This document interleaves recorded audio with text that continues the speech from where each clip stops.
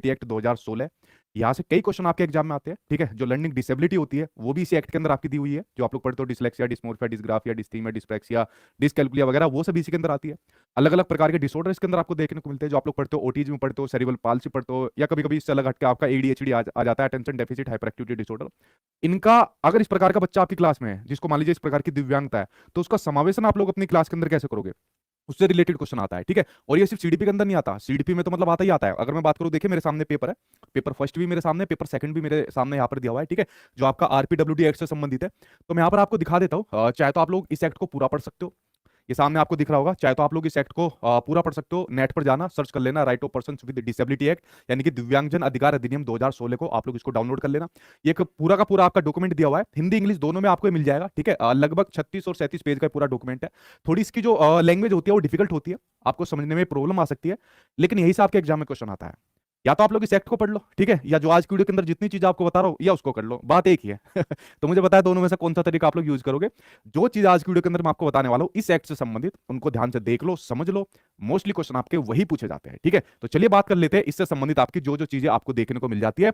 अब हम अपने टॉपिक के ऊपर वापस आ जाते हैं। और अगर मैं बात करूं, देखिए जैसे पेपर फर्स्ट और पेपर सेकंड मेरे हाथ में जो अभी 20 अगस्त को हुआ था, इसके अंदर भी आपके दो दो क्वेश्चन आपके एग्जाम के अंदर पूछे गए, ठीक है। यानी आप लोग देख सकते हो कि कम से कम 2-3 नंबर आपके एग्जाम में, चाहे पेपर फर्स्ट हो पेपर सेकंड हो, आपको देखने को मिल जाता है, ठीक। बड़ा महत्वपूर्ण टॉपिक है ये आपके लिए, जो मैं आज की वीडियो के अंदर कराने वाला हूं, ठीक। उसके अलावा भाई आप लोग यहाँ पर चैनल को सब्सक्राइब कर लेना, ताकि बाकी क्लासेस यहाँ पर आपको मिलती रहे। तो आप लोग अपना चैनल को सब्सक्राइब कर लेना, ठीक है। आप लोग अपना चैनल को सब्सक्राइब कर लेना ताकि बाकी क्लासेस आपको मिलती रहे। और चलिए अब हम शुरुआत कर लेते हैं यहाँ पर अपने एक्ट की, जो सामने आपको दिया हुआ है, ठीक। चैनल सब्सक्राइब करने के बाद बाकी क्लास आपको मिल जाएगी। आज आपका टॉपिक 7 है, इससे पहले 6 टॉपिक करा चुका हूँ। यूट्यूब पर सर्च मार लिया करो सीटेट टॉपिक, या सीटेट सीडीपी बाई, या सीडीपी बाई सचिन सर मार लिया करो, आपको सभी मिल जाएगा, ठीक है। और अगर आपको सभी कोर्स चाहिए जिसमें सभी टीचर आपको पढ़ा रहे हैं, पर्टिकुलर अपने सभी सब्जेक्ट आपको पढ़ा रहे हैं, जिसके अंदर आपको कंटेंट मिलता है, मेरे वाले सीटेट के नोट्स मिलते हैं, प्रीवियस ईयर के क्वेश्चन मिलते हैं, एनसीईआरटी मिलती है, मॉक टेस्ट इसके अंदर आपको मिलते हैं, ठीक है, वो सब इसके अंदर आपको देखने को मिल जाएगा। अभी भी आप लोग अपने कोर्स को कंप्लीट कर सकते हो बैच के माध्यम से, ठीक है। तो चलिए भाई हम एक एक करके चीजों को समझते हैं। आखिर ये एक्ट है क्या, किसके लिए इस एक्ट को बनाया गया, उसके ऊपर नजर डालते हैं। क्वेश्चन के ऊपर बाद में चले जाना, ठीक है जी। गुड इवनिंग, मैं ठीक हूं, आई होप आप लोग सब ठीक होंगे, और नहीं ठीक होंगे तो अभी आपको मैं ठीक किए देता हूं, ठीक है। चलिए पहले सबसे पहले इसके ऊपर हम आ जाते हैं। इस एक्ट के बारे में थोड़ी सी जानकारी हम लोग पढ़ लेते हैं। देखिए मैं बता रहा हूं आपको, जो आपके एग्जाम से संबंधित है, आरपीडब्ल्यूडी एक्ट, आरपीडब्ल्यूडी एक्ट, ठीक है, 2016। हालांकि संसद के अंदर 2016 के अंदर ये पारित हो गया था, बट इसका जो ये चालू हुआ था 2017 के अंदर हुआ था, क्योंकि इससे पहले एक आपका एक्ट था पीडब्ल्यूडी एक्ट के नाम से। किसके नाम से? पीडब्ल्यूडी एक्ट के नाम से था वो, 1995 के अंदर था, बट उसको यहाँ पर संशोधित कर दिया गया। और संशोधित करने के बाद ये नया एक्ट आया 2016 के अंदर, जो जाना गया आपके right of person with disability act के नाम से, जिसकी मैंने अभी ऑफिशियल फॉर्मेट आपको दिखाया, ठीक है। चाहे आप लोग नेट से डाउनलोड कर सकते हो, वरना लैंग्वेज समझ में ना आए तो वीडियो देख सकते हो, ठीक है। अब ये एक्ट है किन के लिए? ये जो एक्ट बना है यहाँ पर आपके सामने दिख रहा है, right of person with disability act, ठीक है। यानी जो लोग डिसेबिलिटी से ग्रसित है, किससे ग्रसित है? अलग अलग प्रकार की डिसेबिलिटी से ग्रसित है, उनके राइट की बात करता है, उनके अधिकारों की बात करता है। क्या बात करता है? उनके अधिकारों की बात करता है, कि अगर कोई बच्चा यहां पर दिव्यांग है, कोई व्यक्ति यहां पर दिव्यांग है, इस प्रकार का कोई व्यक्ति या बच्चा है, तो यहां पर उसके अधिकारों की बात इस एक्ट के अंदर की गई है। अगर मान लीजिए कोई व्यक्ति यहां पर अलग अलग दिव्यांगताओं से संबंधित है, जैसे मैंने आपको बताया जो आपका पीडब्ल्यूडी एक्ट था 1995 के अंदर, उस टाइम पर आपकी 7 दिव्यांगताएं थी। कितनी थी? 7 दिव्यांगता थी, ठीक है। लेकिन जब इसको संशोधित किया गया 2016 के अंदर, तो ये दिव्यांगताएं बढ़कर आपकी 21 प्रकार की दिव्यांगता होगी। कितनी होगी? 21 प्रकार की दिव्यांगता होगी, जो मैं अभी आपको दिखाता हूं। ये 21 प्रकार की दिव्यांगता कौन कौन सी है, इनके बारे में हम लोग एक एक करके पढ़ने वाले हैं। ये टोटल आपकी 21 प्रकार की दिव्यांगताएं दी हुई है, ठीक है। मतलब इसके अंदर दिव्यांगताओं के कुछ और प्रारूप को, अलग अलग प्रकार की दिव्यांगताओं को इस वाले एक्ट के अंदर बढ़ा दिया गया। पहले 17 होती थी, अभी आपकी 21 है, ठीक है। अभी इसको भी डिटेल में समझेंगे हम लोग, ठीक है। पहले थोड़ा सा इसकी जो मैं पृष्ठभूमि आपको बता रहा हूं उसके बारे में आप लोग जान लीजिए, ठीक है। तो किसके अधिकारों की बात करता है? जो डिसेबल्ड पर्सन है, जो दिव्यांग लोग हैं, उनके अधिकारों की बात इस एक्ट के अंदर की गई है। अगर कोई बच्चा दिव्यांग बच्चा है, ठीक है, किसी दिव्यांगता से ग्रसित है, तो स्कूल की तरफ से क्या प्रावधान उसके लिए होनी चाहिए? सबसे महत्वपूर्ण बात इस एक्ट के अंदर है आपका चैप्टर नंबर 3। चैप्टर नंबर 3 है आपका एजुकेशन यानी कि शिक्षा से जुड़ा हुआ, ठीक है। एजुकेशन यानी कि शिक्षा से जुड़ा हुआ, जो बात करता है आपके बच्चों की एजुकेशन के बारे में बात करता है। और सबसे ज्यादा इस एक्ट से जो क्वेश्चन आपको देखने को मिलते हैं दिव्यांगताओं के अकॉर्डिंग, वो आपके एजुकेशन वाले चैप्टर नंबर 3 से देखने को मिलता है, ठीक है। अच्छा, एक और बात है इसके चैप्टर नंबर 6 की और मैं बात बता दूं। एक क्वेश्चन ये भी आपका काफी देखने को मिलता है, ये जो पेपर 2 वाले उनके अंदर ये ज्यादातर क्वेश्चन आता है। आपको पता है कि 6 साल से लेकर 14 साल तक के बच्चों को फ्री एंड कंपलसरी एजुकेशन की बात की जा रही है। 6 साल से लेकर 14 साल तक के बच्चों को मुफ्त और अनिवार्य शिक्षा देने की बात करता है। कौन बात करता है? ये बात मतलब पहले से करते आ रहे, लेकिन इसकी अलग व्याख्या आपके आरटीई 2009 यानी कि राइट टू एजुकेशन 2009 में इसकी बात की गई है। लेकिन अगर बात आ जाए आपके दिव्यांग बच्चों की, ठीक है, वो आपके सामान्य बच्चों के बारे में 6 साल से लेकर 14 साल तक। अगर दिव्यांग बच्चों के लिए बात आ जाएगी तो 6 साल से लेकर 18 साल तक, कितना, 6 साल से लेकर 18 साल तक के बच्चों को फ्री एंड कंपलसरी एजुकेशन, क्या है, फ्री एंड कंपलसरी एजुकेशन की बात करता है आपका, ठीक है। तो आज की वीडियो के अंदर हमें जो सबसे ज्यादा फोकस करना है, सबसे ज्यादा फोकस करना है इस चैप्टर नंबर 3 पर, जो इस एक्ट का चैप्टर नंबर 3 है, जो एजुकेशन यानी कि शिक्षा से जुड़ा हुआ है, और कुछ और चैप्टर से संबंधित जो जो महत्वपूर्ण पॉइंट है वो मैं क्वेश्चन के माध्यम से यहां पर आपको बताते जाऊंगा, ठीक है। आई होप आप लोग समझ गए कि आरपीडब्ल्यूडी एक्ट क्या है। ये एक्ट आपके दिव्यांग लोगों के लिए, दिव्यांग लोगों के समावेशन किस प्रकार से करना है, दिव्यांग लोगों के अधिकारों की बात की गई है, किसी प्रकार से दिव्यांग लोगों के साथ कोई भेदभाव नहीं करना, सभी को समान रखना है। इससे पहले आपको मैंने शायद टॉपिक नंबर 5 हुआ था, मैंने आपको बताई थी एनईपी 2020, राष्ट्रीय शिक्षा नीति 2020। तो राष्ट्रीय शिक्षा नीति 2020 के अंदर जो ये वाला आपका आरपीडब्ल्यूडी एक्ट है, इस आरपीडब्ल्यूडी एक्ट के अंदर जितनी बातें दिव्यांग लोगों के लिए कही गई है उन सभी को समावेशित कर लिया है आपके राष्ट्रीय शिक्षा नीति 2020 ने भी, ठीक है।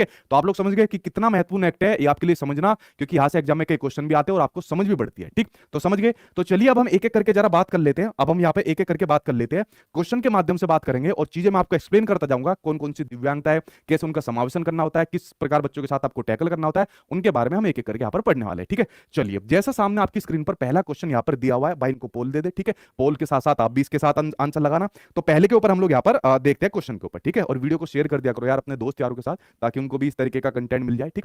पहला क्वेश्चन देखिए सामने आपके स्क्रीन पर दिया हुआ है, निम्नलिखित दिव्यांगजन अधिकार अधिनियम, यानी बात हो रही है यहां पर आपके rights of persons with disability act की बात हो रही है, जिस एक्ट के बारे में अभी मैंने आप लोगों से बात करी, ठीक है। तो इस एक्ट के बारे में बात कर लेते हैं, ठीक है। क्या कहता है ये जो दिव्यांग लोग हैं उनके लिए विशिष्ट शिक्षा की अनिवार्यता रखता है। ये कंपलसरी एजुकेशन की बात नहीं करता, ये बात करता है इंक्लूसिव एजुकेशन की। किसकी बात करता है? इंक्लूसिव एजुकेशन की बात करता है, सभी को समावेशी शिक्षा देने की बात करता है, किसी के साथ भेदभाव रही शिक्षा देने की बात करता है, कोई भेदभाव किसी के साथ नहीं करना, ठीक है। तो किसकी बात करता है? इंक्लूसिव एजुकेशन यानी कि समावेशी शिक्षा की बात करता है, जो आपका आरपीडब्ल्यूडी एक्ट है। पहला यहां पर क्या हो गया? गलत हो गया। अगला दिया है कि दिव्यांगता के आधार पर अधिकारों के उपागम में भेदभाव। मैंने कहा भेदभाव तो करता ही नहीं है, भेदभाव को खत्म करता है, ठीक है। बाकी के जो सामान्य बच्चे, बाकी के जो सामान्य लोग हैं, तो उनके साथ समावेशित करने की बात करता है। और अगर कोई दिव्यांग व्यक्ति है तो उसके अधिकारों की बात की गई है। अगर वो पुलिस की तरफ से भी अपनी कुछ कंप्लेंट कराता है या किसी प्रकार से उसको गाली गलौज होती है, तो उसके अधिकारों की यहां पर बात की गई है, ठीक है, कि किस प्रकार से ऐसे व्यक्तियों के लिए प्रावधान किए गए, ठीक है। तो इसकी बात नहीं करता भेदभाव की, भेदभाव रहित की बात करता है। दिव्यांगजनों की शिक्षा के अधिकारों से बेदखली की बात नहीं करता, ये तो बात करता है जो मैंने अभी आपको बताया, इस एक्ट का चैप्टर नंबर 3 एजुकेशन से संबंधित है, तो उनको बेदखल नहीं करना, उनको इंक्लूसिव एजुकेशन के अकॉर्डिंग सभी को एक साथ समावेशित करके आपको पढ़ाना है, ठीक है। बचा कौन सा? 4th, जीवन के सभी क्षेत्रों में समानता रखनी है, ठीक है, और गैर भेदभाव रखना है, यानी आपको इक्वलिटी रखनी है बच्चों के बीच में, और यहां पर आपको किसी भी प्रकार का भेदभाव नहीं रखना। ये जो आपका एक्ट है, जो अभी मैंने आपको समझाया, ये पूरा एक्ट है, इस एक्ट के अंदर जो आपके दिव्यांग लोग हैं, डिसेबिलिटी से ग्रसित जो आपके लोग हैं, उनके अधिकारों की बात कही गई है। किसी प्रकार का भेदभाव ऐसे लोगों के साथ यहां पर नहीं रखा जा सकता, ठीक है। तो आप लोग समझ गए, जो इसका आंसर हो जाएगा, आंसर पहला हो जाएगा, कोई भेदभाव नहीं रखना और सभी को समानता के अधिकार की बात करता है। सो राइट आंसर आपका 4th यहां पर सही हो जाएगा, ठीक है। ठीक है भाई, चलिए अब अगले के ऊपर बात कर लेते हैं। अगला देखिए सामने आपकी स्क्रीन पर इसी से जुड़ा हुआ एक और क्वेश्चन ये दिया हुआ है। देखिए ये क्वेश्चन क्या दिया हुआ है, नजर डालते हैं। क्वेश्चन आपको दिया हुआ है कि समावेशी शिक्षा यानी कि इंक्लूसिव एजुकेशन, इंक्लूसिव एजुकेशन सभी बच्चों को समान शिक्षा देना, कोई भेदभाव नहीं करना, सभी को समान संसाधन देना, ठीक है। तो इंक्लूसिव एजुकेशन के बढ़ावे और सुसाध्य हेतु आरपीडब्ल्यूडी एक्ट 2016 के अंतर्गत निम्न में से युक्तियों के किस समूह को प्रतिपादित किया गया है? कौन कौन सी युक्तियां यहां पर बताई गई है, जरा नजर डाल लेते हैं। पहला, विद्यालय जाने वाले बालकों का हर 5 साल में सर्वे उनका किया जाएगा। देखिए जब ये आपका आरपीडब्ल्यूडी एक्ट आया था, मैंने आपको बताया, तो जब ये आपका आरपीडब्ल्यूडी एक्ट आया था 2016 के अंदर, तो 2016 के अंदर 2 साल के सर्वे की बात कही थी, सिर्फ इस एक्ट के आने के बाद 2 साल की, वरना हर 5 साल के बाद आपको बच्चों का सर्वे करना है। क्या करना है आपका? हर 5 साल के बाद क्या काम करना है? बच्चों का सर्वे करना है, स्कूल में जाने वाले बच्चों का, कि कितने बच्चे आ रहे हैं, कितने बच्चों का नामांकन हुआ है, कितने बच्चे किस प्रकार से सीख रहे हैं, उनकी मॉनिटरिंग यहां पर करनी होती है। तो हर 5 साल में ऐसे बच्चों का, जो दिव्यांग बच्चे हैं, ठीक है, जो दिव्यांगता इसके अंदर दी हुई है, उनका यहां पर मॉनिटर आपको करना है, ठीक है। तो पहला तो भाई ठीक है आपका, ठीक। अगला दिया है कि सभी के लिए एक रूपी और मानकीकृत पाठ्यक्रम। ये मैंने आपको बताया था पॉजिटिव और नेगेटिव वर्ड के अंदर, कि भाई आपके नेगेटिव है, जहां पर भी देखे देखते कट मार देना, तो मानक आ गया, 1 रुपया आ गया। अगर कोई बच्चा दिव्यांग बच्चा है तो उनके लिए एक प्रकार के स्टैंडर्ड हम सेट नहीं कर सकते, अलग अलग प्रकार के स्टैंडर्ड, अलग अलग प्रकार के शिक्षण ऐसे बच्चों को मुहैया कराने हैं। अगर मान लीजिए किसी को देखने से संबंधित आपको दिव्यांगता है, किसी को चलने से संबंधित दिव्यांगता है, तो उनको सभी बच्चों की तरह एक जैसे निर्देश, एक जैसा शिक्षण हम नहीं दे सकते, उन बच्चों की क्षमता के अकॉर्डिंग हमको उनको शिक्षण देना होता है, ठीक है। तो मानकीकृत की अगर बात आ गई, यूनिफॉर्म की बात आ गई, स्टैंडर्डाइज की बात आ गई, तो मैंने कहा था ये नेगेटिव होता है, देखते गलत कर देना। जिन बच्चों ने नहीं देखी तो जाके देख लेना, यूट्यूब पर सर्च कर लेना, सीटेट टैग वर्ड भाई सचिन सर, ठीक है। तो ये तो भाई आपका गलत हो गया। अगला है जो बुक्स होती है, किताबें होती है और अन्य अधिगम सामग्री होती है, जो लर्निंग की सामग्रियां होती है और समुचित सहायक युक्तियां होती है, वो प्रोवाइड बच्चों को कराना। मैंने कहा 6 साल से लेकर 18 साल तक के बच्चों को फ्री एंड कंपलसरी एजुकेशन की बात करता है आरपीडब्ल्यूडी एक्ट। वैसे 6 साल से 14 साल तक का प्रावधान है, ठीक है। तो ऐसे बच्चों को आप क्या काम कर सकते हो, किताबें दे सकते हो। अगर कोई देख नहीं सकता बच्चा, तो जैसे ब्रेल बुक्स आजकल आ रही है, ठीक है। तो ब्रेल आपने लिपि सुना होगा, ईवीएस के अंदर आप लोग पढ़ते होंगे पेपर 1 वाले, जो ब्रेल लिपि होते हैं, लुइस ब्रेल ने बनाई थी, फ्रांस के रहने वाले थे, तो उनकी खुद की आग चली गई थी, तो उन्होंने ब्रेल लिपि बनाई थी, ठीक है। जो वो देख नहीं सकते थे, तो पढ़ने का उनका शौक था, ठीक है। देखो आग जाने के बावजूद भी कितनी मतलब उनके अंदर लगन थी, तो ब्रेल लिपि उन्होंने बनाई। आपके एग्जाम में कई बार क्वेश्चन आता है ब्रेल लिपि कितने पॉइंट्स पर आधारित है, 6 पॉइंट्स पर आधारित रहती है।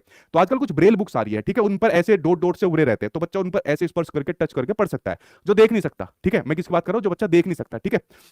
तो इस प्रकार की किताबें हो गई या इस प्रकार की लर्निंग मटेरियल्स आप उनको प्रोवाइड करा सकते हैं।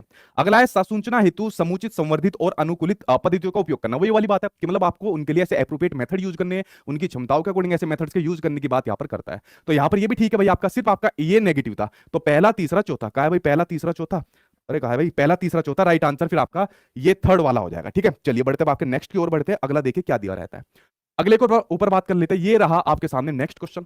अगला आपके सामने दिया हुआ है, निम्न में से कौन सा युग्मक, ठीक है, विद्यार्थियों व उनकी पहचान के गुण धर्म का सही मिलान करता है। तो चलिए बताइए कौन सा सही मिलान करता है। मैच द फॉलोइंग यहां पर आपको दिया हुआ है। पहला आपके सामने दिया हुआ है सृजनात्मक विद्यार्थी, यानी क्रिएटिव बच्चों की बात हो रही है। क्रिएटिव बच्चे कौन से बच्चे होते हैं, ठीक है। क्रिएटिव बच्चे वो बच्चे होते हैं जो दोनों एक हाथ से पेन लिख देते हैं मजाक कर रहा हूं भाई आपका। वो आपने देखी ना मूवी, कौन सी है वो, आमिर खान की 3 इडियट आपने देखी हुई है। तो उसका जो वो था स्कूल का जो प्रोफेसर था, दोनों हाथों से लिखता है, जो नोट लिखता है वहां पर। हालांकि वो भी क्रिएटिव थे, इंटेलिजेंट थे, ठीक है। ऐसे लोगों का आईक्यू लेवल ज्यादातर गिफ्टेड की शेप में पाया जाता है, 140 प्लस का, जैसा आमिर खान का भी था, ठीक है। तो क्रिएटिव बच्चे वो बच्चे होते हैं जो यहाँ पर क्रिएटिविटी करते हैं, समस्याओं के अनेकों प्रकार से समाधान निकालते हैं, ओपन एंडेड अपना थिंकिंग का यूज करते हैं, आउट ऑफ द बॉक्स जाकर सोचते हैं, ठीक है। तो यहाँ पर उनके लिए दिया हुआ है समस्या का समाधान में आपकी अनियमितता, ठीक है। यहाँ पर क्या दिया हुआ है कि रिगिडिटी दी हुई है। देखिए मैंने रिगिडिटी यानी कठोरता को क्या बताया था, आपका नेगेटिव बताया था। क्या होनी चाहिए, फ्लेक्सिबिलिटी की बात करता है। किसकी बात करता है, फ्लेक्सिबिलिटी की बात करता है। तो या तो बात क्रिएटिव बच्चों के लिए आ गई, नॉर्मल बच्चों के लिए भी बात नहीं है। तो नॉर्मल बच्चों के लिए भी बात होती तब भी आपको फ्लेक्सिबिलिटी का सहारा लेना होता है, चाहे टेक्स्ट बुक हो, करिकुलम हो, चाहे आपका टीचर के मेथड के अंदर हो। तो यहाँ पर रिगिडिटी नहीं रखनी होती, ठीक है। तो आपका गलत हो जाएगा। अगला आपके सामने दिया हुआ है सवलीन विद्यार्थियों की बात हो रही है, ठीक है। यहाँ पर बात हो रही है आपके ऑटिज्म वाले बच्चों की बात हो रही है। अब हम यहां पर आ जाते हैं, जो बातें मैंने आपको समझाई, मैंने आपको समझाया आरपीडब्ल्यूडी एक्ट क्या एक्ट होता है, दिव्यांग लोगों के किन अधिकारों की बात करता है, उससे रिलेटेड आपको क्वेश्चन बताए। मैंने बताया इस एक्ट के अंदर आपकी 21 प्रकार की दिव्यांगताएं दी हुई है। अब जो 21 प्रकार की दिव्यांगता, जरा इनके ऊपर आप नजर डालिए, जो आपको 21 प्रकार की दिव्यांगता दी हुई है, ताकि आपको चीजें क्लियर हो जाए, ठीक है। ये रही भाई आपकी 21 प्रकार की दिव्यांगता, तो इनके ऊपर हम लोग यहां पर नजर डालेंगे। देखिए 21 प्रकार की दिव्यांगताओं के अंदर एक आपकी हो जाएगी, इसके अंदर जो आपकी फिजिकल डिसेबिलिटी से संबंधित है, उसके अंदर हो जाती है आपकी लोकोमोटर डिसेबिलिटी। अभी मत देखो, अभी आगे क्वेश्चन आएगा, डिटेल में समझाऊंगा। लोकोमोटर डिसेबिलिटी से जो ग्रसित बच्चे, उनका समावेशन कैसे करना है, वो सब आपको बताऊंगा, ठीक है। एक होती है आपकी लेप्रोसी क्योर्ड होती है, कुष्ठ रोग से संबंधित होती है। एक होती है सेरिब्रल पाल्सी, ये भी बताऊंगा। ड्वार्फिज्म होती है, बोने लोगों को भी मतलब इसके अंदर शामिल कर लिया गया है। मस्कुलर डिस्ट्रोफी होती है, एग्जाम में नहीं आता है। एसिड अटैक विक्टिम, अभी तक एग्जाम में ये भी नहीं आया। मतलब जैसे आपने देखा होगा कुछ लड़कियों के ऊपर एसिड अटैक कर देते थे, ठीक है, जो इस प्रकार के लोगों की प्रवृत्ति रहते थे, आशिक ठीक है। तो अगर मान लीजिए किसी के साथ इस प्रकार की घटना होती है, किसी लड़की के साथ इस प्रकार की घटना होती है, तो उसको भी इस एक्ट के अंदर दिव्यांगता के अंदर आपका रखा जाएगा, ठीक है। तो ऐसे आशिकों को उल्टा करके और तसल्ली से इनकी कुटाई करनी चाहिए, ठीक है। पता कितना बड़ा जी दिखाते हैं, ठीक है। अगली आपकी विजुअल इंपेयरमेंट, यानी कि देखने से संबंधित आपकी अक्षमता, जिसमें ब्लाइंडनेस आ जाएगी और लो विजन आ जाएगा। एक आपकी स्पीच लैंग्वेज डिसेबिलिटी हो जाएगी, जो आपकी स्पीच से संबंधित है, स्पीच इंपेयरमेंट से संबंधित है। एक आपकी हियरिंग इंपेयरमेंट आ जाएगी, जो सुनने से संबंधित है। और एक आ जाएगी आपकी इंटेलेक्चुअल डिसेबिलिटी आ जाएगी, ठीक है। ठीक है, जो इंटेलेक्चुअल डेवलपमेंट, आई होप आप लोगों ने कभी सुना होगा मेरे मुंह से, बौद्धिक विकास। आपने देखा होगा जैसे 2 साल का बच्चा जो होता है, उसके अंदर इंटेलेक्चुअल डेवलपमेंट होता जाता है। वो अपने एनवायरमेंट के बारे में समझता जाता है कि एनवायरमेंट के अंदर कौन चाचा है, कौन फूफा है, कौन मेरा पड़ोसी है, क्यों मेरे पापा की लड़ाई मेरे पड़ोसी से होती है, ठीक है। अपने एक्सपीरियंस बनाता रहता है। तो 2 साल के बच्चे के बाद ये उसके अंदर आता रहता है। तो उसके अंदर जो स्पेसिफिक लर्निंग डिसेबिलिटी है, ये आपकी स्पेसिफिक लर्निंग डिसेबिलिटी वो डिसेबिलिटी होती है जो आप लोगों को अभी मैं आपको पढ़ाऊंगा। Dyslexia, dysgraphia, dysmorphia, dyscalculia, dyspraxia, ये सभी आपकी इस वाली डिसेबिलिटी के अंदर आएगी। हमें पढ़ना है यहाँ पर ऑटिज्म। क्या पढ़ना है हमें? ऑटिज्म, जिसको कहा जाता है सवलीनता। क्या कहा जाता है जिसको कहा जाता है आपका सवलीनता कहा जाता है। इसके बारे में हमको पढ़ना है। इस पर आपके आधारित कई क्वेश्चन देखने को मिले, ठीक है। ये वाली भी आपके अभी तक किसी के अंदर नहीं आई है। हाँ, मल्टीपल डिसेबिलिटी की बात हो जाती है। मल्टीपल डिसेबिलिटीज के अंदर वो आ जाती है, जैसे मान लीजिए किसी एक बीमारी का असर शरीर के किसी और अंगों पर पड़ता है। जैसे मान लीजिए किसी को वो हो गया, क्या नाम है, शुगर हो गया मान लीजिए किसी को, ठीक है, तो उसका असर आंखों पर पड़ता है, तो मल्टीपल डिसेबिलिटी के अंदर काउंट हो जाएगा। तो जितनी मैंने आपके सामने टिक की हुई है, ये सभी महत्वपूर्ण आपकी डिसेबिलिटी है, जो सीटेट का किसी दूसरे एग्जाम के लिए भी आपके महत्वपूर्ण होती है, ठीक है। और सीटेट के अंदर जो सबसे पहले पूछा जाता था वो स्पेसिफिक लर्निंग डिसेबिलिटी पर आधारित सबसे ज्यादा क्वेश्चन आते थे। लेकिन अब पूरे इस एक्ट की जो डिसेबिलिटी है मेन उस पर आधारित आते हैं। अब मैं यहां पर बात करता हूं ऑटिज्म की, सवलीनता की बात करता हूं। ओटिज्म, ठीक है, ये हालांकि अभी तक इसका कोई समाधान नहीं निकला है इस वाली बीमारी का। ओटिज्म से संबंधित जो बच्चे होते हैं, अब जरा उनके बारे में समझ लीजिए। जो ओटिज्म से संबंधित बच्चे होते हैं, जरा मैं उनके बारे में आपको समझा देता हूं, ठीक है। तो मैं यहां पर बात करता हूं ओटिज्म की। किसकी बात कर रहा हूं मैं यहां पर? बात करता हूं ओटिज्म की, बात करता हूं यानी कि संवलीनता की बात करता हूं। किसकी बात करता हूं? संवलीनता। ओटिज्म वाले जो बच्चे होते हैं, जिनको ये वाली आपकी डिसेबिलिटी होती है, ऐसे बच्चे, इसके नाम से समझ में आ रहा है आपका, संवलीनता, यानी कि खुद के अंदर लीन होते हैं। बहुत कम बोलते हैं ऐसे बच्चे। कई बार आपके सीटेट के एग्जाम में क्वेश्चन पूछा जा चुका है कि संवलीनता से पीड़ित बच्चों का क्या लक्षण होता है? ये सोसाइटी से कम्युनिकेशन नहीं कर पाते, समाज से कम्युनिकेशन नहीं कर पाते, तो सोशल कम्युनिकेट नहीं कर पाते। क्या नहीं कर पाते? सोशल कम्युनिकेशन इन लोगों का नहीं होता है, चुप से रहते हैं, ज्यादा किसी से बोलते नहीं है। कोई घर पर भी आ जाएगा, इनसे बोलने की कोशिश करेगा, नहीं बोलेंगे, अपने आप में खुद में लीन होते हैं। जो इस प्रकार की डिसेबिलिटी इनके अंदर आपकी रहती है। दूसरा, इसके अंदर आपका एक बड़ा महत्वपूर्ण पॉइंट जो इससे संबंधित देखने को मिला था, रिपीटेड बिहेवियर। क्या देखने को मिला था? शायद यहां पर लिखा हुआ है रिपीटेड बिहेवियर, ये लिखा हुआ, ठीक है, शायद आपके मोबाइल में आपको कम चमकेगा। रिपीटेड मूवमेंट या रिपीटेड बिहेवियर, यानी जो इनका व्यवहार होता है ना, उसको बार बार रिपीट करते रहते हैं। रोज यहाँ पर मेरी वीडियो देखना आ जाते हैं गधे कहीं के, रोज मेरी वीडियो देखना आ जाते हैं गधे कहीं के, ठीक है, रोज मेरी वीडियो देखना आ जाते हैं गधे कहीं के। भाई मैं एग्जांपल दे रहा हूं आपको, ठीक है, इसको कोई सीरियस मत लेना। अगर मान लीजिए किसी बच्चे को ये आपका ऑटिज्म होगा, वो क्या कहेगा? रोज सर की वीडियो देखना आ जाते हैं गधे कहीं के, रोज सचिन सर की वीडियो देखना आ जाते हैं गधे कहीं के। तो क्या काम कर रहा है? अपने व्यवहार को बार बार रिपीट कर रहा है। और कैसे रिपीट कर रहा है? रोज वीडियो देखना आ जाते हैं गधे कहीं के, ठीक है। तो ये बात आप लोग समझ गए, ठीक है। तो बुरा मत मानना, इसका मैं आपको एग्जाम्पल के थ्रू बता रहा हूं। तो अपने व्यवहार को क्या कर रहे हैं? बार बार रिपीट कर रहे हैं, ठीक है। बेसिकली जो आपकी ओटिज्म है ना, ये सबसे ज्यादा प्रभावित होती है हेरिडिटी से, यानी कि आनुवंशिकता से, ठीक है। किससे? हेरिडिटी यानी कि आनुवंशिकता से प्रभावित होती है। खासकर जन्म के बाद ये दिक्कत बहुत देखने को मिलती है। अभी तक इसका कोई समाधान नहीं आया, ठीक है। एनवायरमेंट का अभी तक इतना फर्क नहीं पड़ता है जितना हेरिडिटी का इसके ऊपर फर्क पड़ता है, जो आपका ओटिज्म आपका रहता है, ठीक है। तो ये समझे आप ओटिज्म के बारे में। इसके अंदर थोड़ी आपकी हाइपर एक्टिविटी भी रहती है। क्या रहती है उसके बारे में मैं बताऊंगा। ऐसे बच्चों को नींद भी बहुत कम आती है, ठीक है। तो इनको स्लीप में प्रॉब्लम होती है, नींद कम आती है, ठीक है। रिस्पॉन्ड करने में टाइम लगता है, ठीक है। जैसे अपने व्यवहार को तो बार बार करते रहते हैं, रोज आ जाते हैं, हंस रहे हैं गधे कहीं के, हंस हंस के इमोजी भेज रहे हैं गधे कहीं के, ठीक है। तो इस प्रकार से जो बच्चे होते हैं वहां पर रिस्पॉन्ड करने में टाइम लगाते हैं। आप लोग तो जल्दी जल्दी लगा रहे हो, ठीक है। तो ये इस प्रकार के बच्चों की निशानी होती है, बेचारे डिप्रेशन में होते हैं। मेक श्योर आगे कुछ इस प्रकार का सोल्यूशन या कुछ ट्रीटमेंट ऐसे बच्चों के लिए आ जाए तो यहाँ पर सही रहेगा। तो ये आपके ओटिज्म की मैंने बात बताई। अब इसके अंदर एक पॉइंट जानना और जरूरी है, ये भी आपके सीटेट के अंदर पूछा गया था। देखिए, जब इन बच्चों की जो मैंने बताया, जितनी भी चीज आपको बताई, इनके अंदर एक क्वालिटी देखने को मिलती है, जो फैक्चुअल इन्फॉर्मेशन होती है ना, फैक्ट से संबंधित इन्फॉर्मेशन, किससे? फैक्ट से संबंधित इनकी इन्फॉर्मेशन रहती है, वो इनके पास अच्छी खासी रहती है, ठीक है। फैक्ट जो इन्फॉर्मेशन रहती है वो इनके पास अच्छी खासी रहती है, कह सकते हो कि व्यापक रूप से आपकी रहती है, ठीक है। तो ये क्वेश्चन भी आपके सीटेट के एग्जाम में पूछा गया था, फैक्ट की नॉलेज इनको रहती है, ठीक है। तो ये बताया मैंने ओटिज्म से संबंधित आपको बताया, आई होप आपको समझ में आ गया होगा, ठीक है।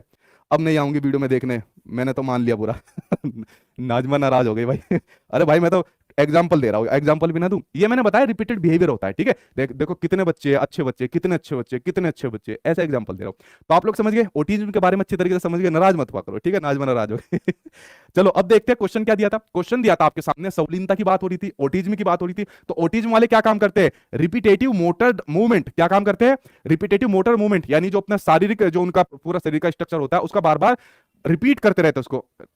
भाई एग्जांपल है, आगे मेरी वीडियो देखने, ठीक है। तो ये क्या है आपका? ये आपका ओटिज्म है। सेकंड आंसर आपका सही हो जाएगा, ठीक है। एग्जांपल दे रहा था मैं, तो यहां पर सही क्या बैठ रहा है? ओटिज्म, क्योंकि ये इसकी बिल्कुल सही चीज को दर्शा रहा है। मैच द फॉलोइंग, सबसे ज्यादा यही हो रहा है। अधिगम कठिनाई यानी लर्निंग डिसेबिलिटी वाले जो बच्चे रहते हैं, बेहद कम कमजोर स्मृति रहती है, नहीं उनकी पूरी मेमोरी नहीं रहती, इनकी भी अच्छी मेमोरी यहां पर रहती है, ठीक है। दृष्टिबाधित विद्यार्थी, देखो यहां पर बात आ रही है आपके विजुअल इंपेयरमेंट की बात आ रही है, जो बच्चे देख नहीं सकते, तो उनका यहां पर क्या दिया हुआ है? उनको सुनने में कठिनाई होती है। अरे जो देख नहीं सकते सुनने में कठिनाई थोड़ी होगी, देखने में तो कठिनाई होगी। विजुअल इंपेयरमेंट यानी कि दृष्टिबाधित, देखने से संबंधित है, सुनने से संबंधित थोड़ी है। तो आंसर आपका क्या हो जाएगा? सेकंड आंसर आपका हो जाएगा। जब से पेपर आपके ऑनलाइन हुए तब से ज्यादा आरपीडब्ल्यूडी एक्ट बहुत पूछा जा रहा है, और ओटिज्म के तो पता नहीं आज तक सीटेट में कितने क्वेश्चन पूछ गए, ठीक है। तो आप लोग समझ गए ओटिज्म क्या होता है, रोज आ जाते हैं वीडियो देखने, ठीक है। तो चलिए अब आगे बात कर लेते हैं, ठीक है अगले क्वेश्चन की बात कर लेते हैं। ये रहा आपके सामने स्क्रीन पर अगला क्वेश्चन। देखिए मैंने ओटिज्म आपको बताया, ठीक है। आई होप आपको ओटिज्म समझ में आ गया होगा। अगर किसी के समझ में नहीं आया तो दोबारा समझा दूंगा, ठीक है। अगर किसी को समझना है कि सर दोबारा समझा दो, एग्जांपल के साथ समझा दो, तो अभी समझा दूंगा। कहा गई यार मेरी फोटो कहाँ गई? अरे मेरी फोटो कहाँ गई? ये आ गई फोटो, ठीक है। अब देखिए यहाँ पर मैंने आपको बता दिया ओटिज्म के बारे में, संवलीनता के बारे में। अब बात करते हैं स्पेसिफिक लर्निंग डिसेबिलिटीज की बात करते हैं। एक बार तो आपके एग्जाम में सीधा यही पूछ लिया था, स्पेसिफिक लर्निंग डिसेबिलिटीज के बारे में, ठीक है। तो जो लर्निंग से संबंधित डिसेबिलिटी होती है, अधिगम अक्षमता, आप लोग जिनको जानते हो, क्या जानते हो? अधिगम अक्षमता के नाम से इनको जानते हो। यानी लर्निंग के दौरान अगर किसी बच्चे में कोई अक्षमता है, कोई डिसेबिलिटी है, तो वो आपके लर्निंग डिसेबिलिटीज के अंदर आ जाती है। और कौन कौन सी लर्निंग डिसेबिलिटीज होती है, उन सभी को हम इन क्वेश्चन के माध्यम से यहां पर करने वाले हैं, ठीक है। ठीक है, अगेन एक्सप्लेन कर दीजिए सर, जीपी प्रीति, बेकारी जीपी प्रीति, ठीक है, बेकारी जीपी प्रीति। और करूँ एक्सप्लेन? अब देखो यहाँ पर कुछ आपकी लर्निंग डिसेबिलिटीज दी हुई है, यहाँ पर आपको उसको मैच द फॉलोइंग करना है। तो चलिए करते हैं कौन कौन सी लर्निंग डिसेबिलिटीज दी हुई है।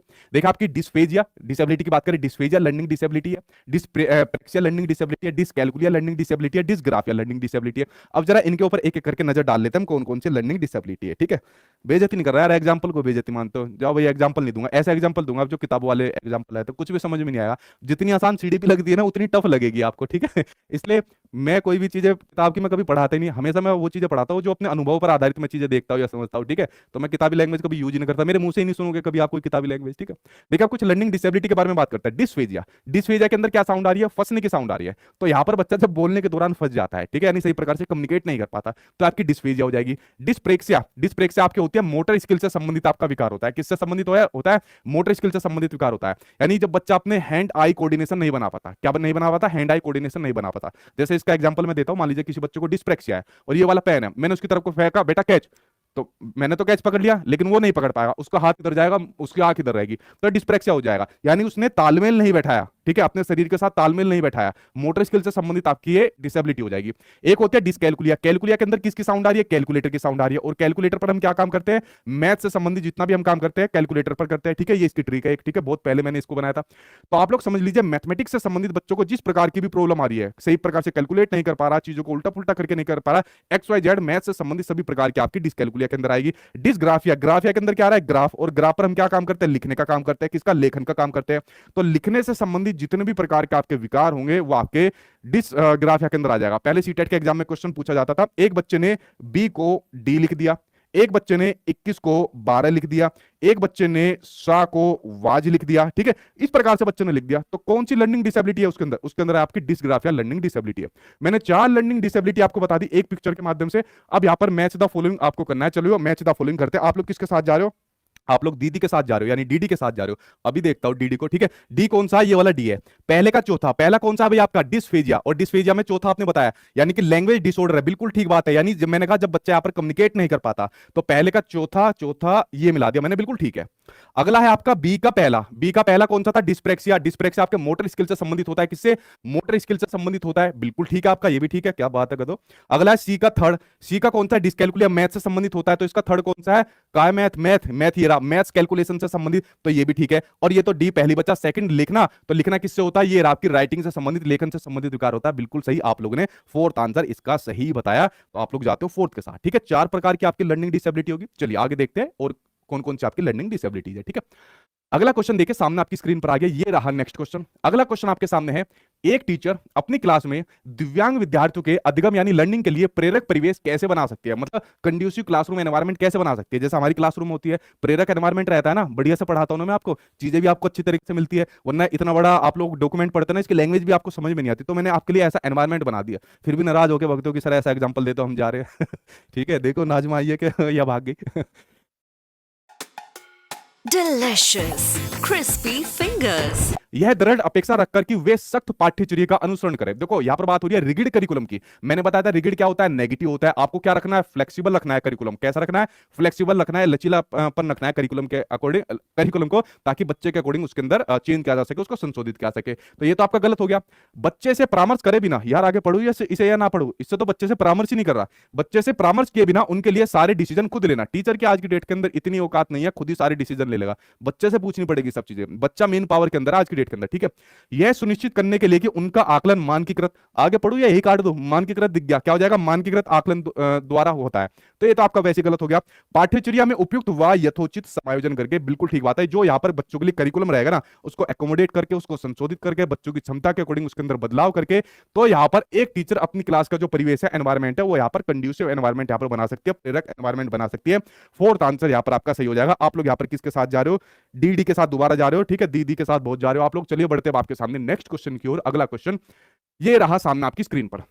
अगला क्वेश्चन आपको दिया है, निम्नलिखित में से कौन सा विकल्प दी गई दिव्यांगता और संबंधित विद्यार्थियों के समावेशन हेतु यथोचित संयोजन रणनीति का सही युग्म है।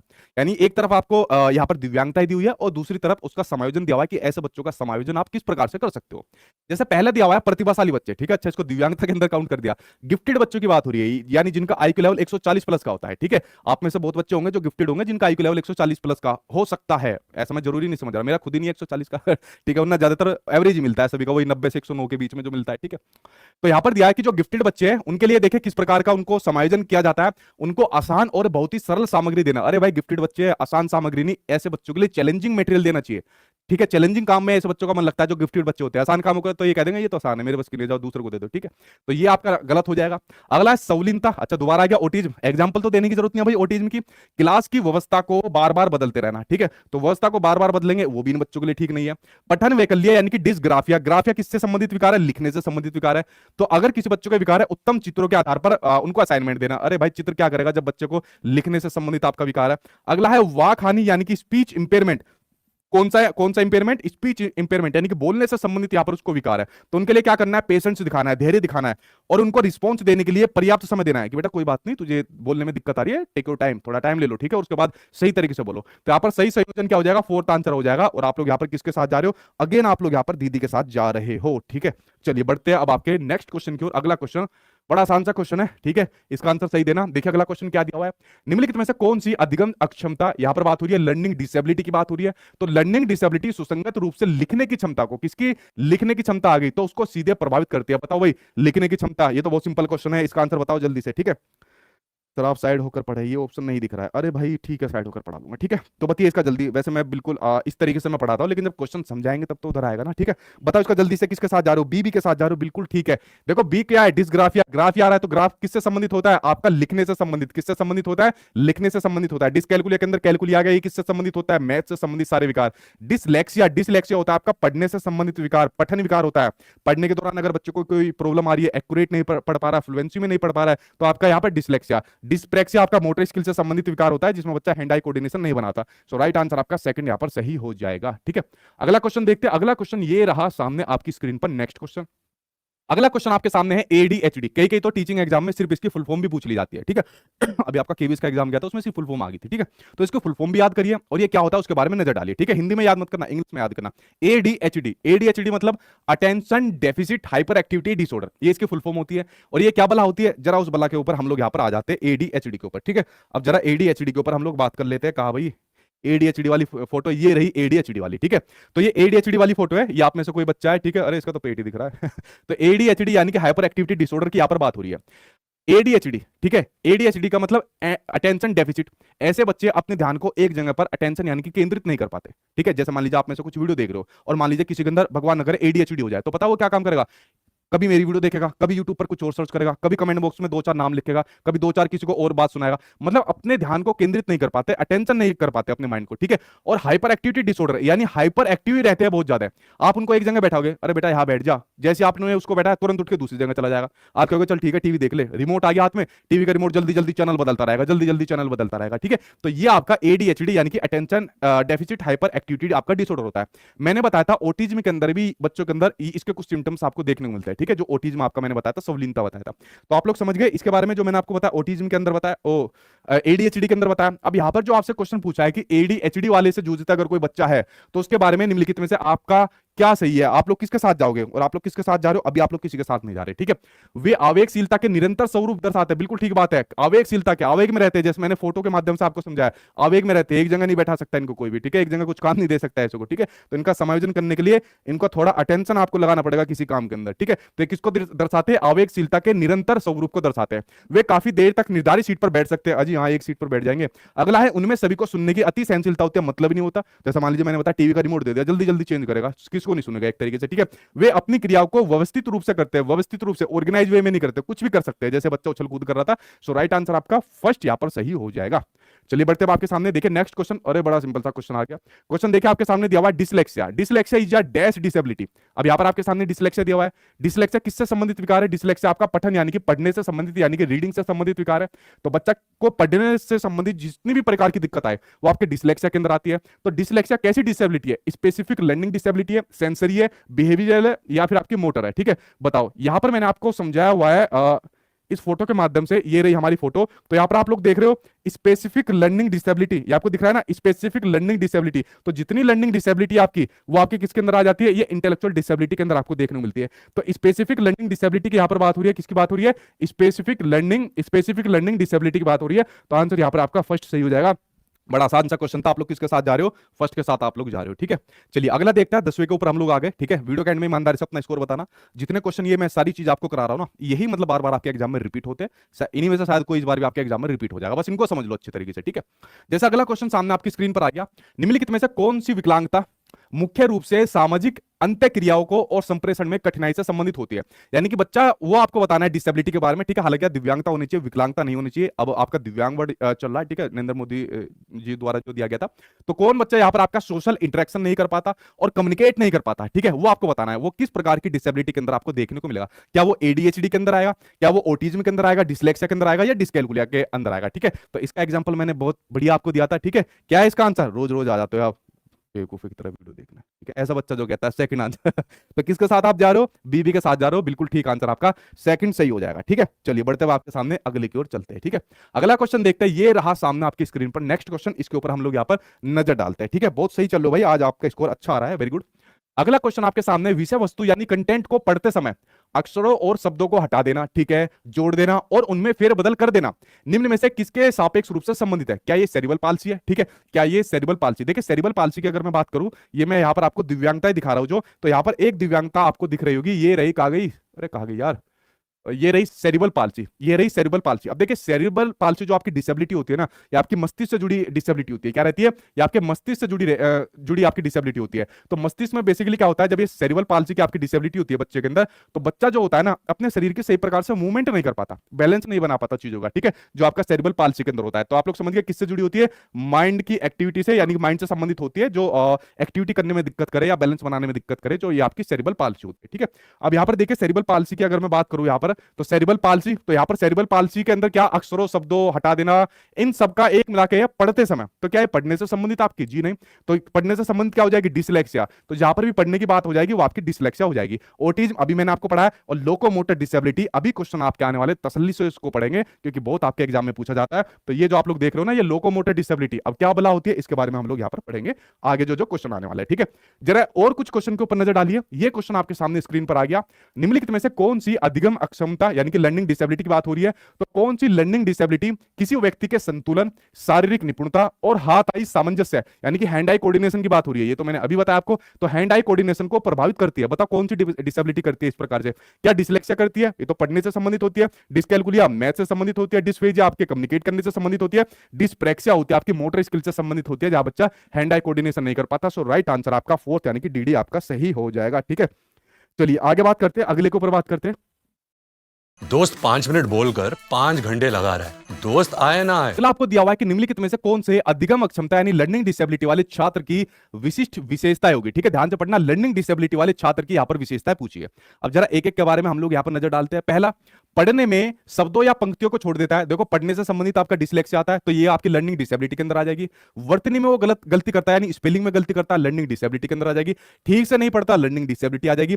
एक ही गति क्रियाओं को बार बार वो करता है, ठीक है, रोज रोज आ जाते हैं मेरी यहाँ पर वीडियो देखने, ठीक है, रोज रोज आ जाते हैं वीडियो देखने, ठीक है। तो ये क्या है आपका? ये आपका ऑटिज्म होता है, सवलीनता आपकी होती है, ठीक है। तो लर्निंग डिसेबिलिटी के अंदर नहीं होता, हालांकि आपके इंटेलेक्चुअल ये आपकी डिसेबिलिटी के अंदर दोनों आते हैं। तो ये बेसिकली आपका ऑटिज्म होता है। और लर्निंग डिसेबिलिटी के अंदर बात करी जाए तो ऊपर के तीनों आपके हो जाएंगे, ये वाला आपका नहीं होगा। तो पहला, दूसरा, तीसरा, तो पहला आंसर यहां पर इसके अकॉर्डिंग यहां पर ठीक हो जाएगा। तो चलिए बढ़ते हैं हम आपके नेक्स्ट क्वेश्चन की ओर यहां पर बढ़ते हैं, ठीक है। देखिए अगला क्वेश्चन आपको क्या कहता है, जरा उसके बारे में नजर डालते हैं। ये रहा एक और क्वेश्चन आपके सामने, फिर हम लोग लोकोमोटर वगैरह के बारे में बात करेंगे।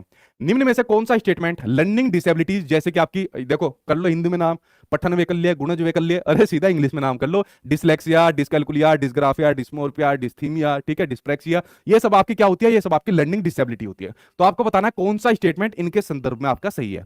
पहला दिया है कि जो लर्निंग डिसेबिलिटी से जूझते जो बच्चे होते हैं एक जैसे होते हैं, अरे एक जैसे नहीं होते, अलग अलग होते हैं, किसी को पढ़ने में दिक्कत है, लिखने में दिक्कत है, किसी को कुछ दिक्कत है, ठीक है, तो आपका गलत हो गया।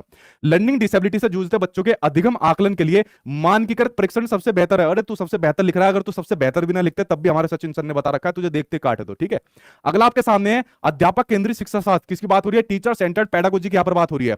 तो टीचर सेंटर्ड पेडागोजी अधिगम अक्षमता से जूझते विद्यार्थियों के कॉग्निटिव डेवलपमेंट यानी संज्ञानात्मक उनके मानसिक विकास को सुसाधित करने के लिए सर्वोत्तम होते हैं। सर्वोत्तम आपका टीचर सेंटर्ड नहीं होता, आपका चाइल्ड सेंटर्ड होता है। क्या होता है, चाइल्ड सेंटर्ड यानी कि बाल केंद्रित होता है, तो ये भी आपका गलत हो गया। अगला है लर्निंग डिसेबिलिटी आपका तंत्रिका संबंधी, किससे संबंधित आपका, ये संबंधित आपका न्यूरोलॉजिकल से संबंधित आपका, ठीक है, किससे, न्यूरोलॉजिकल। अभी ये जो आपका 20 अगस्त को पेपर था ना, ठीक है, तो 20 अगस्त के पेपर के अंदर देखो यही क्वेश्चन पूछा गया, इसके अंदर पहला वाला आपका यही है, अरे कहा गया यार पेपर, तो पहला जो पूछा गया यही पूछा गया था, जो आपका इसके अंदर मुझे देखने पड़ेंगे सारे के सारे, अभी देखेंगे। तो उसके अंदर आपका पूछा गया था डिस्ग्राफिया से संबंधित, ठीक है, इसमें आप देख लेना, मैंने इस पेपर को डिस्कस कराया हुआ है कि डिस्ग्राफिया कैसा विकार है, आपका न्यूरोलॉजिकल डिसऑर्डर होता है, लिखने से संबंधित आपका विकार होता है, ठीक है, और वातावरणीय दोनों तरीके के कारकों से प्रभावित होता है, बिल्कुल ठीक बात है। जो लर्निंग डिसेबिलिटी होती है जेनेटिक्स भी होती है और एनवायरमेंट से भी कुछ आपकी प्रभावित हो जाती है। तो राइट आंसर क्या हो जाएगा, फोर्थ यहाँ पर राइट आंसर हो जाएगा, जो इसके संदर्भ में आपका सही है, ठीक है।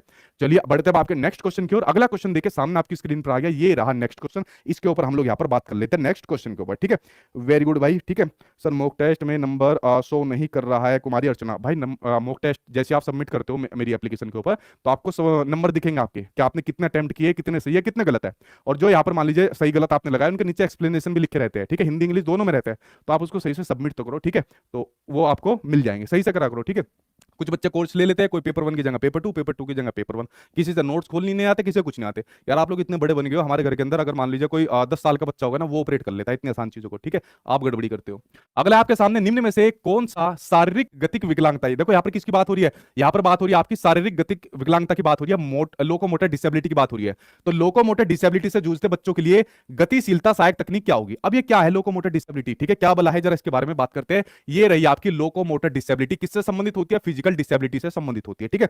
अब जरा लोकोमोटर डिसेबिलिटी के ऊपर हम लोग आ जाते हैं, मैंने पिक्चर ली हुई है, तो ये आपके सामने दिख रही है लोकोमोटर डिसेबिलिटी, ठीक है, क्या दिख रही है, ये आपके सामने दिख रही है लोकोमोटर, ये जो डिसेबिलिटी होती है बच्चों को क्या होती है, लोकोमोटर डिसेबिलिटी। ध्यान से सुनना, एक बार बताऊंगा समझ में आ जाएगा, दोबारा कभी देखने को जरूरत आपको नहीं पड़ेगी। लोकोमोटर डिसेबिलिटी बेसिकली आपके शरीर से जुड़ी आपकी ये दिव्यांगता होती है। इसके अंदर बेसिकली जो सबसे जो अप्रोप्रिएट अगर मैं आपको चीज बताऊं, इसमें जो बच्चे होते हैं ना, बड़े भी होते हैं, उनका जॉइंट्स में प्रॉब्लम हो जाती है, तो जॉइंट्स में प्रॉब्लम की वजह से मूवमेंट नहीं कर पाते, तो बेसिकली आपके शरीर से जुड़ी दिव्यांगता होगी। जैसे मान लीजिए किसी का घुटने के अंदर प्रॉब्लम होगी, तो यहाँ पर वो व्हील चेयर पर इस प्रकार से चलते हैं, ठीक है। मान लीजिए किसी और को दिक्कत हो गई, हाथ में कुछ दिक्कत हुई तो छड़ी लेकर चल दिया, ठीक है, इस प्रकार के। मान लीजिए पैर में कुछ दिक्कत है तो इस प्रकार से इक्विपमेंट ले लिए। तो आपके सीटेट के एग्जाम में जैसे क्वेश्चन पूछा जाता है लोकोमोटर डिसेबिलिटी के अंदर, जैसे मान लीजिए कोई व्यक्ति, कोई बच्चा किसी चीज को पुश नहीं कर पा रहा, धकेल नहीं पा रहा, कौन सी डिसेबिलिटी है, लोकोमोटर डिसेबिलिटी है। कोई बच्चा अगर सही प्रकार से चल नहीं पा रहा है, ठीक है, या किसी प्रकार की व्हील चेयर का यूज कर रहा है, किसका व्हील चेयर का यूज कर रहा है, तो कौन सी डिसेबिलिटी है, लोकोमोटर डिसेबिलिटी है।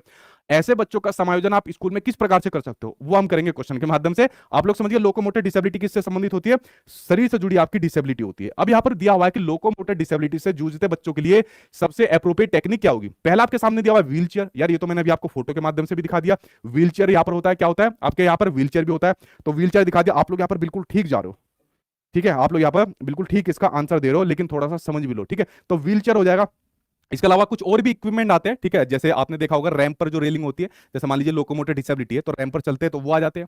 ऐसे बच्चों के लिए आपको टॉयलेट अलग बनानी चाहिए, क्या करनी चाहिए, ऐसे बच्चों के लिए टॉयलेट आपको अलग बनानी चाहिए, ठीक है। ऐसे बच्चों के लिए स्कूल के अंदर आपको करिकुलम के अंदर आपको फ्लेक्सिबिलिटी रखनी चाहिए। ऐसे बच्चों के लिए मान लीजिए जो आपका स्कूल है, ठीक है, मान लीजिए ये आपका स्कूल है, ठीक है, मेरी ड्राइंग ऐसी बनेगी उल्टी सीधी, ठीक है ये मान लीजिए स्कूल है, घर जैसा स्कूल है, तो ऐसे बच्चों के लिए जो इनकी क्लासरूम होगी ना, वो ग्राउंड फ्लोर पर रखनी चाहिए। क्यों, अब मान लीजिए बच्चों को चढ़ने में दिक्कत है और मान लीजिए आपने उसकी क्लास रख the first floor second floor पर रख दी, तो बच्चा कैसे चढ़ेगा ऊपर, जब उसको शरीर से जुड़ी दिव्यांगता है। या तो आप लिफ्ट लगाइए स्कूल के अंदर लिफ्ट नहीं मिलेगी, खासकर गवर्नमेंट के अंदर तो वैसे भी नहीं मिलेगी, ठीक है।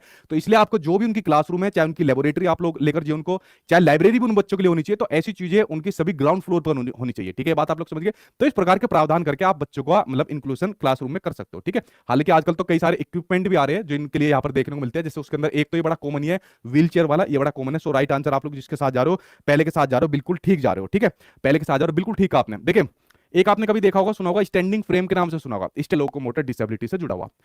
अगला क्वेश्चन देखते हैं सामने आपकी स्क्रीन पर। नेक्स्ट क्वेश्चन के ऊपर हम लोग यहाँ पर नजर डालते हैं। ये रहा आपके सामने स्क्रीन पर अगला क्वेश्चन। विशिष्ट प्रकार की विकलांगता, ठीक है, अच्छा देख लेते हैं भाई। स्पेसिफाइड डिसेबिलिटी की बात हो रही है, ठीक है, स्पेसिफाइड डिसेबिलिटी की बात हो रही है। तो स्पेसिफाइड डिसेबिलिटी वाले बच्चों के समावेशन के लिए, उनके इंक्लूजन के लिए उपयुक्त समन्वय युक्ति का सही युग्म यानी कि सही मिलान क्या होगा। अब यहाँ पर आपको मैच द फॉलोइंग देना है। अब चलिए मैच द फॉलोइंग के ऊपर नजर डाल लेते हैं हम एक एक करके कि आपका क्या मैच द फॉलोइंग यहाँ पर होना है, ठीक है। एक अपने वाला फोन दे, मेरे वाले का तो हो गया मैच द फॉलोइंग, इसकी गई, ठीक है। पहला है अधिगम कठिनाई पूरे कर पाने के लिए अतिरिक्त समय देना, ठीक है। तो पहला क्या है, अधिगम कठिनाई पूरा करने के लिए अतिरिक्त यहाँ पर समय देना, बिल्कुल ठीक बात है। अतिरिक्त समय उनको यहाँ पर ऐसे बच्चों को देना चाहिए, ठीक है। तो मेरा फोन चल रहा है, ऐसे बच्चों को क्या देना चाहिए, अतिरिक्त समय देना चाहिए। देखिए मैंने अभी आपको बताया जो आपका आरपीडब्ल्यूडी एक्ट है, तो आरपीडब्ल्यूडी एक्ट ये कहता है कि जब बच्चा मान लीजिए किसी एग्जाम के लिए भी जाता है तो एग्जाम में उसको एक्स्ट्रा टाइम देना है। मान लीजिए आपका सीटेट का एग्जाम है तो आपका सीटेट का एग्जाम खत्म हो गया, लेकिन अगर कोई डिसेबिलिटी से ग्रसित आपका मान लीजिए बच्चा आता है, ठीक है, हालांकि प्रावधान नहीं है, सभी को इक्वल टाइम की बात होती है, लेकिन मान लीजिए स्कूल के अंदर है, क्योंकि इसके अंदर अलग अलग चैप्टर के अंदर अलग अलग प्रावधान दिए गए, स्कूल के अंदर अलग है, बड़े बड़े इंस्टीट्यूट या फिर जो आपकी यूनिवर्सिटी है उनके लिए अलग प्रावधान है। तो अगर डिसेबिलिटी से ग्रसित कोई बच्चा, उसको अलग से हम एक्स्ट्रा टाइम यहाँ पर देंगे, ठीक है। ये बात आपके उनके अधिकारों के अंदर कही गई है। दूसरा, हमें उनके लिए एक स्क्राइब यानी कि लिपिक की उपलब्धता रखनी पड़ेगी। मान लीजिए कोई बच्चा देख नहीं पाता, क्या करेगा, तो कोई स्क्राइब यानी लिपिक को बुलाएगा कि भाई तू मेरा एग्जाम दे दियो, ठीक है। तो इस प्रकार से अतिरिक्त समय देने की बात होती है। एडीएचडी की बात यहां पर नहीं होती, एडीएचडी डिसऑर्डर की बात नहीं होती। और साथ में लिखा हुआ है इसमें कि बेहद जटिल होता है, नहीं। दृष्टिबाधित के लिए दिया हुआ है मुद्रित सामग्री का प्रावधान। अरे जब देख नहीं सकता तो मुद्रित सामग्री का यहां पर क्या काम करेगा। वाक बाधिता व्याख्यान विधि का प्रयोग, अगर किसी को स्पीच इंपेयरमेंट है तो यहां पर आप लेक्चर मेथड का यूज कैसे करोगे, ठीक है। तो उसके लिए तो दिखाने वाले मेथड का यूज करोगे। तो अधिगम कठिनाई पूरा कर पाने के लिए अतिरिक्त समय उनको दोगे, तो इनके ऐसे बच्चों का समावेशन करने के लिए पहला आंसर यहां पर आपका सही हो जाएगा। जैसा अब आप लोग आंसर दे रहे हो, अब आपके अंदर तो कोई डिसेबिलिटी नहीं होगी मेरे ख्याल से इस प्रकार की, ठीक है। अगर किसी बच्चे के अंदर होगी भी तो मैं आपको नहीं दे सकता एक्स्ट्रा समय, क्योंकि ऑनलाइन के अंदर ये नहीं है। लेकिन अगर ऑफलाइन क्लास होती तो मैं थोड़ा उनको और टाइम देता, ठीक है, एक्स्ट्रा से भी उनके लिए कुछ प्रावधान में कर सकता था, ठीक। अगला क्वेश्चन देखिए सामने आपकी स्क्रीन पर, ये रहा अगला क्वेश्चन। सबसे बड़ी बात मेरी एक बात है, देखो जितने भी आप वीडियो देख रहे हो, आप कभी ये मत सोचा करो कि मतलब मुझे सिर्फ एग्जाम पास करना है। आप इस एग्जाम के थ्रू ये सोचिए कि मैं बच्चों के लिए क्या बेस्ट से बेस्ट कर सकता हूं, ठीक है। मैं भी मान लीजिए यहाँ पर पढ़ाने आता हूँ, हमारा देखिए कोई रिलेशन तो है नहीं, लेकिन जब हम पढ़ते पढ़ाते हैं तो टीचर का और स्टूडेंट का रिलेशन बन जाता है। अब मेरी जो इमेज बनी, आप जो आप लोग वीडियो देख रहे हो ना, जितने भी मेरे माइंड के अंदर इमेज अगर देखोगे ना, जो मैंने अपने माइंड के अंदर कंसेप्ट बनाए हुए, तो मेरे माइंड के अंदर कंसेप्ट बने होते हैं जैसे छोटे छोटे बच्चे बैठे रहते हैं। आप भले ही बागड़ बिल्ले हो रखे हो, लेकिन छोटे छोटे बच्चों की इमेज बनी होती है। ठीक उसी प्रकार से आप लोगों का बच्चों का टीचर से कनेक्शन बन जाता है। आप लोगों का भी मुझसे बहुत लगाव हो गया होगा, ठीक है। तो आपको कोशिश करनी है कि जो भी आपके एग्जाम में ऑप्शन आए वो बच्चे के हित के अकॉर्डिंग हो, बच्चे का अनित ना हो, ठीक है। कोई भी ऐसा आंसर आप लोग मत दीजिए जो बच्चे के खिलाफ जा रहा हो। और ये सिर्फ एग्जाम तक सीमित मत रखना, जब आप लोगों की जॉब लग जाए तब भी इस काम को करना है, ठीक है। तो स्टूडेंट और टीचर का रिलेशन आपको इसी प्रकार से रखना है, ठीक। अगला क्वेश्चन देखिए सामने स्क्रीन पर है कि एक बच्चा, एक विद्यार्थी जिसे दृष्टिबाधिता है, यानी कि जो बच्चा मान लीजिए देख नहीं सकता, तो उसकी विशिष्ट जरूरतों के लिए एक शिक्षक को, एक टीचर को क्या काम करना चाहिए। अब जरा इसके बारे में हम लोग यहाँ पर नजर डाल लेते हैं, ठीक है। पहली आंसर दे दिया, सेकंड चलो सेकंड पे आता हूं। विविध तरीके के दृष्टि प्रस्तुतिकरण पर ध्यान देना। अरे जब देख नहीं सकता तो अलग अलग प्रकार के विजुअल प्रेजेंटेशन करके क्या फायदा। अब मान लीजिए कोई बच्चा, मान लीजिए आप में से देख नहीं सकता, अब मैं कहूंगा देखो भाई मेरी क्लास देख लो। अरे जब देख नहीं सकता बेचारे के साथ क्यों क्लास दिखवानी, तो गलत है। सेकंड क्या कह रहे थे, कई प्रकार की स्पर्शनीय और हस्तकौशल सामग्री का उपयोग करना, बिल्कुल ठीक बात है। अलग अलग, जैसे मैंने आपको बताया, टेक्टाइल बुक्स होती है, आपके इस प्रकार के मटेरियल्स होते हैं, ब्रेल बुक्स होती है जिनको बच्चा ऐसे टच करता है, स्पर्श करता है, ठीक है। तो ये आपका बिल्कुल सेकंड सही हो जाएगा। बहुत सी मुख्य फिल्में दिखाना। अरे एक तो बच्चा देख नहीं सकता, ऊपर से तुमने उनको साइलेंट फिल्म दिखा दी, तो ऐसे बच्चों के लिए साइलेंट फिल्म नहीं है, ऐसे बच्चों के लिए बोलने वाली मूवी दिखानी चाहिए, ठीक है। अगला आपके सामने दिया, बहुत सी संरचित वर्कशीट जिसमें चित्र हो देने चाहिए। वाह रे वाह, ठीक है।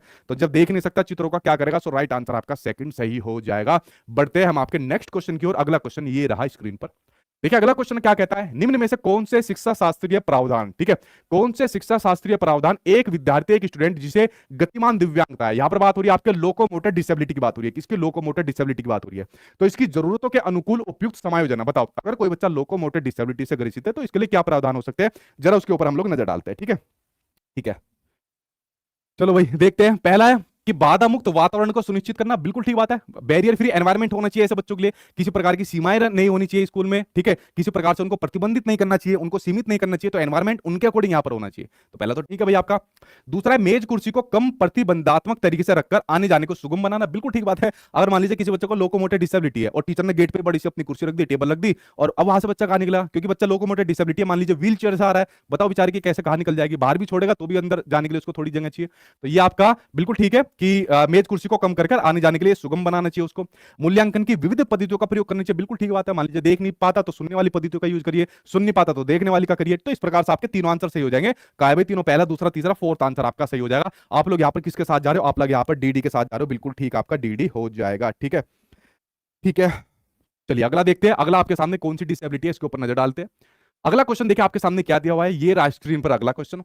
सामान्य विद्यालयों में दिव्यांग विद्यार्थियों के समावेशन हेतु निम्न में से कौन सा प्रावधान आरपीडब्ल्यूडी एक्ट 2016 के प्रतिकूल है? ध्यान से पढ़ना, क्वेश्चन आपका अनुकूल नहीं पूछा, प्रतिकूल पूछा, यानी कि अपोजिट पूछा है। तो आरपीडब्ल्यूडी एक्ट जो इसके प्रावधान मैं आपको बता रहा था और इसके बारे में मैंने आपको चीजें बताई थी, ठीक है, तो कौन इसके प्रतिकूल है जरा उसके बारे में नजर डाल लेते हैं। जो बच्चे अभी आए बीच क्लास में तो शुरुआत से देख लेना, मैंने आपको आरपीडब्ल्यूडी जो एक्ट है उससे बेसिक जानकारी बताई, जो आपकी दिव्यांगता होती है उसके बारे में बताई। तो ये सब चीजें एक एक करके मैंने अभी तक आपको बता दी है। आई होप आप लोगों ने इसको देख लिया होगा, समझ लिया होगा। तो यही क्वेश्चन पूछा है कि अपोजिट है यानी कि प्रतिकूल है। जरा देख लेते हैं भाई कौन सा प्रतिकूल है, उसके ऊपर नजर डाल लेते हैं, ठीक है। ठीक है, पहला देखते हैं कि परीक्षा पत्र को पूरा करने के लिए अतिरिक्त समय देना, बिल्कुल ठीक बात है। यहां पर जो आपका एक्स्ट्रा टाइम मिलेगा उन बच्चों को एग्जामिनेशन पेपर में, वो उन बच्चों को दिया जाएगा, जिसकी बात मैंने पहले ही आपसे कही। तो पहला तो यहां पर आपका पॉजिटिव है, जबकि हमें ढूंढना है प्रतिकूल यानी कि नेगेटिव ढूंढना है। दूसरा दिया है उसने विद्यार्थियों की जरूरत पूरी करने हेतु लिपिक की सुविधा, ये भी मैंने जस्ट अभी आपको बताया, ऐसे को स्क्राइब मिलेगा। मान लीजिए कोई देख नहीं पाता, सुन नहीं पाता, चल नहीं पाता, ऐसे के लिए स्क्राइब ढूंढ दो, ठीक है। इस प्रकार के स्क्राइब काफी रहते हैं जो इस प्रकार दूसरों का पेपर दे देते हैं, ठीक है। तो ये भी आपका पॉजिटिव है। दूसरी और तीसरी भाषा संबंधी कोर्मो क्या होता है भाई? अच्छा, compulsory second and third language course. अच्छा कोर्स है, मैं सोच रहा कोर्म कहां से आ गया।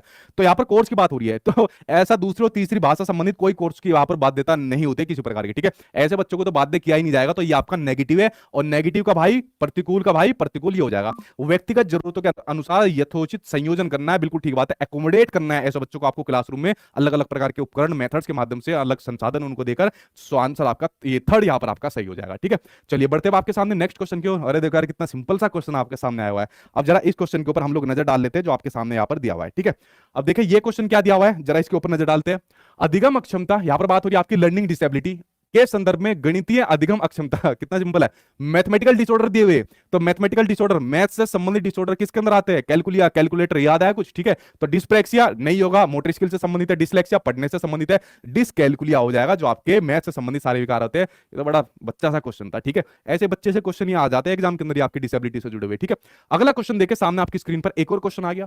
आरपीडब्ल्यूडी एक्ट 2016 के अनुसार बौद्धिक क्रियाशीलता की बात यहां पर हो रही है। किसकी बात हो रही है? यहां पर आपके इंटेलेक्चुअल क्रियाशीलता की यहां पर बात हो रही है। तो इसमें सीमाबद्धता वाले व्यक्ति को संबोधित करने का उचित तरीका क्या होगा? बताओ इनको उचित तरीका क्या होगा?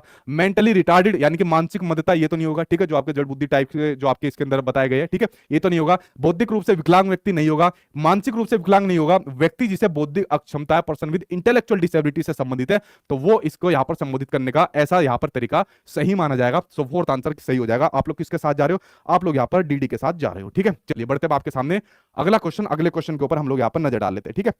अगला क्वेश्चन सामने आपकी स्क्रीन पर आ गया, ये रहा आपके सामने स्क्रीन पर अगला क्वेश्चन। ये तो बड़ा सिंपल है भाई, ठीक है। निम्नलिखित में से कौन सी लर्निंग डिसेबिलिटी सीधे संचार कौशल, ठीक है, और समाविष्ट करने की क्षमता को प्रभावित करती है, यानी कि जो कम्युनिकेशन को प्रभावित करती है और कॉम्प्रिहेंशन एबिलिटीज को प्रभावित करती है? बताओ, डिसकैलकुलिया, डिस्ग्राफिया, डिस्फेजिया, नहीं डिस्फोर्बिया या फिर डिस्फेजिया? बताओ सही आंसर आपका क्या हो जाएगा। ये तो आपका आसान क्वेश्चन है, ठीक है। सीडीपी के किंग सचिन सर, वाह भाई, ये चेकिंग बनाते रहते हो, ठीक है। तो सीटेट में तो वैसे भी इतना लेवल नहीं है, ठीक है। अभी आप लोग आगे पढ़ोगे तो आपको पता चलेगा क्या लेवल रहता है, ठीक है। किसके साथ जा रहे हो? फोर्थ के साथ, डिस्फेजिया। फोर्थ के साथ आप लोग जा रहे हो डिस्फेजिया, यानी जब अपनी भाषा में फंस जाता है, बिल्कुल ठीक बात है। डिस्फेजिया का मतलब फंसना, और फंस किस में जाता है? कम्युनिकेट करने में। सो राइट आंसर आपका फोर्थ यहाँ पर सही हो जाएगा, ठीक है। ये तो बड़े सिंपल सिंपल अब आ रहे हैं। अगला क्वेश्चन देखिए, नेक्स्ट क्वेश्चन आपके सामने स्क्रीन पर ये रहा नेक्स्ट क्वेश्चन। सीखने की अक्षमता यहाँ पर दे दी, कौन सी सीखने की अक्षमता? यानी कि लर्निंग डिसेबिलिटी, ठीक है भाई। तो लर्निंग डिसेबिलिटी वाले छात्रों के लिए निम्नलिखित में से कौन सा उचित समावेशन होगा? तो इनका इंक्लूजन किस प्रकार से कर सकते हो आप लोग? नजर डालते हैं। मूल्यांकन के लिए, यार मानकीकृत आ गया, आगे पढ़ो या काट दो भाई। पहला तो आपका नेगेटिव हो गया। लंबी अवधि की लिखित परीक्षा, अगर किसी को लर्निंग डिसेबिलिटी है तो लंबी अवधि की लिखित परीक्षा आप इन लोगों के लिए लोगे या नहीं लोगे? आप लोग जा रहे हो फोर्थ के साथ जा रहे हो। चलो भाई फोर्थ के साथ अभी बाद में जाएंगे, पहले ऑप्शन पढ़ लेते हैं। इतनी जल्दी आंसर कैसे दे देते हो भाई, ठीक है। तो लंबी अवधि की लिखित परीक्षा नेगेटिव। तनाव में काम करने की क्षमता का परीक्षण, ठीक है। जैसे आप लोग अभी तनाव में हो रहे हो, ठीक है। मान लीजिए आप में से किसी के अंदर लर्निंग डिसेबिलिटी नहीं है और तनाव में काम करने का आपका परीक्षण करे, पूरा प्रेशर डाल दे कि तुम्हें जो है ना एक हफ्ते के अंदर सारे सब्जेक्ट पढ़ने हैं और मैं अब आपका परीक्षण करूंगा। अगर आप फेल हो गए या आपके नंबर कम नहीं आए तो 2 गाली और दूंगा। तो ऐसी जगह में क्या करोगे? 10 गाली मुझे दूंगा, कहेंगे कमर बंद कर लो, आज इसे ले लो, ठीक है। आज इसे तोड़ेंगे। तो अगर छोटा बच्चा कोई लर्निंग डिसेबिलिटी से है, आपने पढ़ा होगा कि डिस्थीमिया, तो डिस्थीमिया का जो आपका लर्निंग डिसऑर्डर होता है, ये आपका जब बच्चा तनाव में आ जाता है, तनाव से संबंधित आपका डिसऑर्डर होता है, ठीक है। तो तनाव में काम करने की क्षमता का परीक्षण हम नहीं करेंगे। अधिमान्य बैठने की व्यवस्था करना, बिल्कुल ठीक बात है। प्रेफरेंशियल सीटिंग की व्यवस्था करेंगे अगर किसी बच्चों को लर्निंग डिसेबिलिटी है, अगर आप गवर्नमेंट जॉब एस्पिरेंट हो जाएगा, ठीक है। चलिए भाई, यहां पर आपका जो ये चैप्टर था वो चैप्टर मैंने करा दिया। जो इस चैप्टर को मैंने पूरा आपको डिटेल में बताया। आई होप ये आपको अच्छे से